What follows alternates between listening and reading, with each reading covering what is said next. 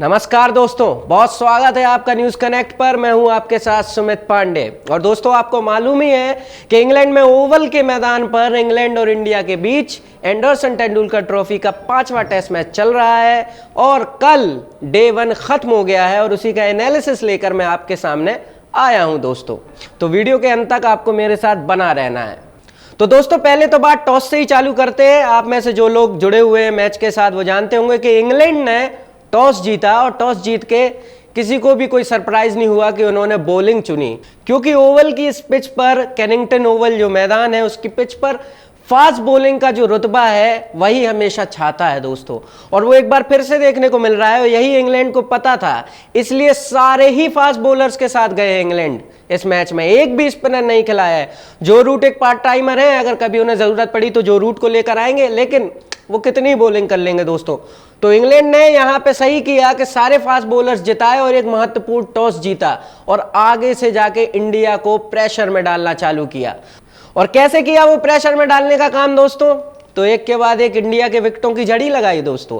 Regular time intervals पर wicket लिए और इंडिया अभी 204 पे 6 हो गई है दोस्तों। पहली इनिंग 204 पे 6 पहले दिन के बाद ही। और अभी करुण नायर और वॉशिंगटन सुंदर जमे हुए हैं, आज वो खेलेंगे, आज उन्हीं से गेम चालू होगा।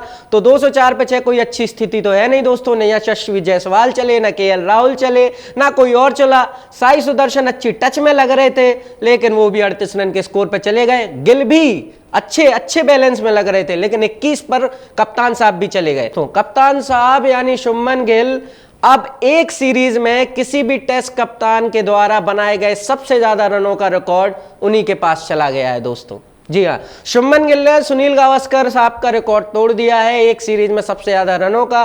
और अब इंग्लैंड की जो सीरीज चल रही है एंडरसन टेंडुलकर ट्रॉफी, उसमें शुभमन गिल ने 757 रन बना दिए हैं, सबसे ज्यादा रन किसी भी टेस्ट कप्तान के लिए एक सीरीज में। लेकिन अगर इस पहली इनिंग की बात करें तो उन्होंने 21 ही बनाए हैं। तो अभी इंडिया काफी पीछे हो गई है दोस्तों।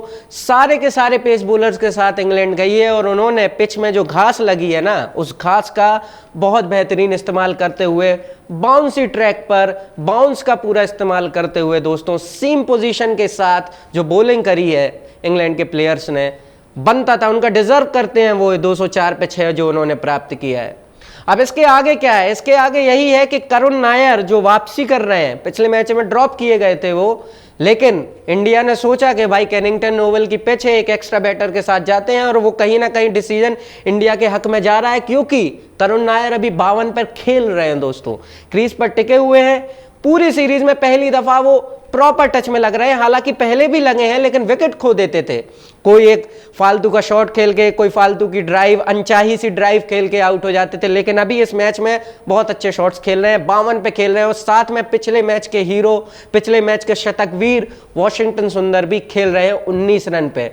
6 विकेट हो गए हैं दोस्तों और इनके बाद कोई है भी नहीं है इंडिया के पास। शार्दुल ठाकुर नहीं है, ठाकुर को हटाकर ही करुण नायर की जगह बनाई गई है। तो ऐसे में वॉशिंगटन सुंदर और करुण नायर को जमा रहना पड़ेगा दोस्तों। इस पारी को कम से कम 300 के पार तो ले जाना ही पड़ेगा, क्योंकि अगर 300 पार नहीं गए तो फिर मुश्किल है, क्योंकि इस बार स्टोक्स नहीं खेल रहे हैं, इस बार आर्चर भी नहीं है। आर्चर के बिना इतना कमाल कर रही है इंग्लैंड, लेकिन स्टोक्स बैटिंग में नहीं रहेंगे, बॉलिंग में भी नहीं है। मतलब आप सोचिए, आर्चर और स्टोक्स के बिना 204 पे 6 है इंडिया, लेकिन स्टोक्स बैटिंग में नहीं रहेंगे। इसका मतलब सीधा रहेगा कि भाई आपके पास एक कम ऐसा खिलाड़ी होगा जिसको आपको आउट करना पड़ेगा जो उच्च लेवल का है।